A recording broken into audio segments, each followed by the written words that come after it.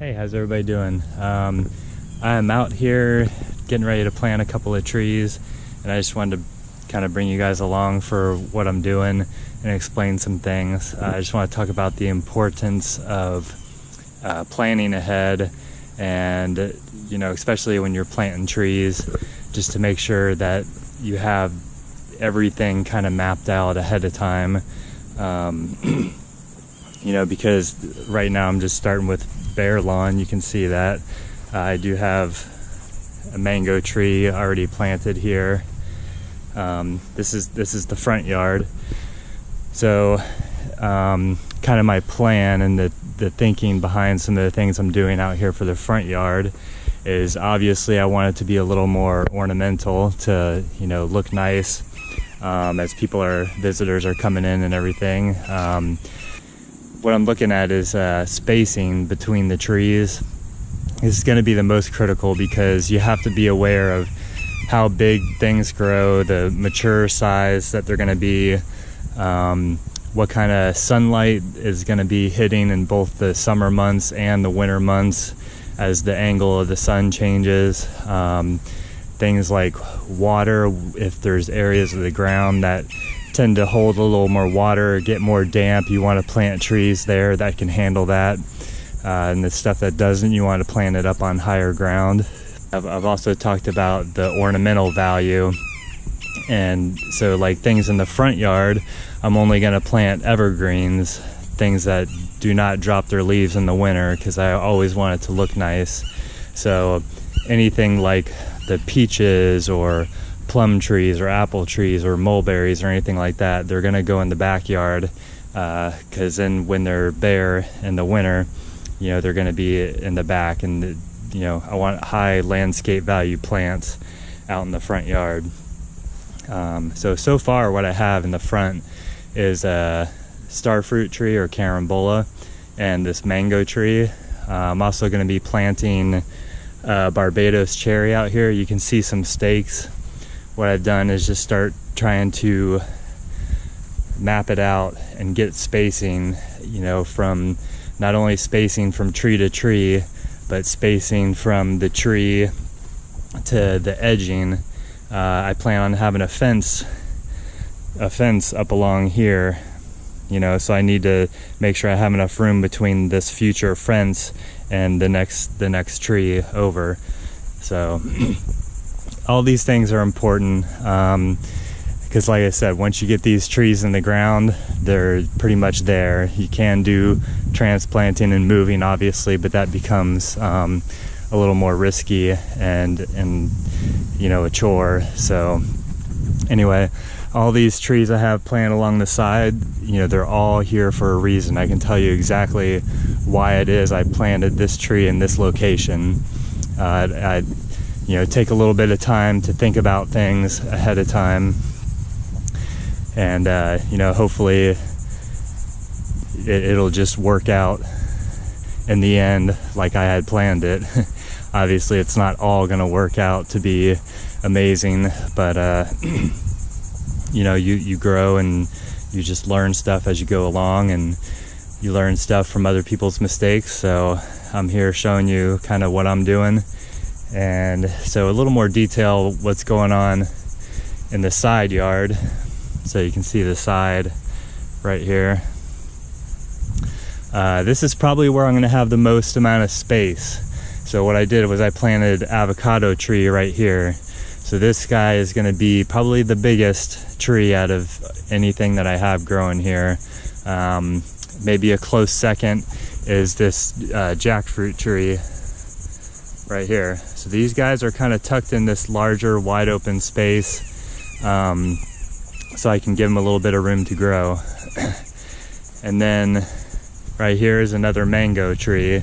It's a semi-dwarf variety called Carrie, so it doesn't get humongous, and my plan is to keep it pretty small, no greater than 10 feet, but still it's going to be a tree that requires a little more space, so it's tucked into the back. And normally I try and space the trees out about 15 to 20 feet. I think I gave it a little bit more space from the mango tree to the avocado back there. So So this is why these trees are here. Sugar apple tree right here.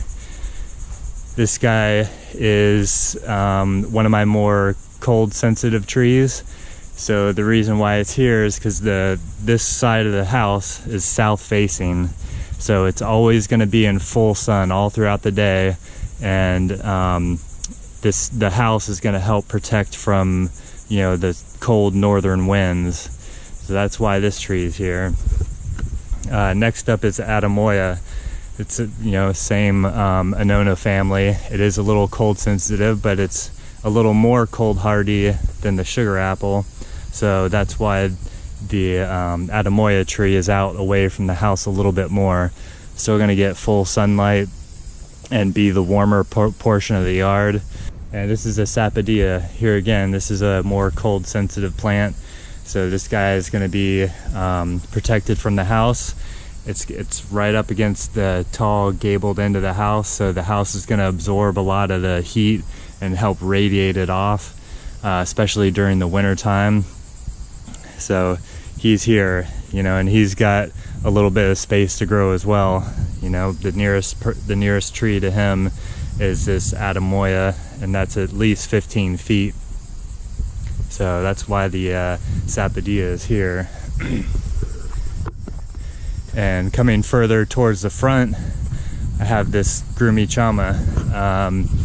Here again, this is a nicer looking tree, or smaller, a large shrub. I don't know how I'm planning on pruning it and shaping it yet. It's still young, but I think this has a little higher ornamental value than some of the other things that I tucked in the back. So, like I said, the more ornamental stuff is closer towards the front. And you can see this, it's a really nice tree, this Adenidia palm, this triple trunk. It's a good looking palm, but really it's not going to fit into my theme for the edible landscaping and the food forest. So this guy unfortunately is going to have to come out. But I mean, I do like the value that it adds to the corner of the house, like that nice tropical look. Something I can get from that's very similar is the use of a banana. So I'm going to take that guy out and put a banana pretty close right there in its place. So walking into the backyard, to show you kind of what I have planted so far and the reasoning behind it. I have a couple of banana trees, and these are flanking either side of the back of the house. And I put these here because, you know, they're taller banana varieties, so they're gonna get a lot taller than some of the other dwarf ones that I have. They're gonna be providing a little bit of shade to things around it. So that's why I stuck them back here, is because I also have some shade from the house, as you can see, but the banana's up above the shaded part, and he's out getting full sun. So anything underneath, you know, is gonna withstand a little bit of shade in the first place. And plus, I just like the ornamental aspect of framing out the house with two common species there with the bananas. So it should look really nice. And in the middle is obviously going to be something a little more pleasant looking that I'll kind of build like a landscape bed around. So anyway, that I'll show you in the future. And back here I have two peach trees. Like I said, these peach trees, deciduous, are going to lose their leaves. So they will be tucked away in the backyard, where in the winter, you know, you don't have to see just the bare tree. So two peaches. And the pergola back here, I'm going to have a nice kind of entryway coming up into it, where it's going to be coming from the house up into here. So I have a peach tree on either side, which would make a nice, eventually kind of grow up and over the pathway here, and that'll make a nice little tunnel way going into the pergola. On the pergola is going to be a passion fruit. So on the south side, the south end of the pergola, the passion fruit's going to be coming up vertical, and then eventually cover the whole top. So that's the plans for the pergola.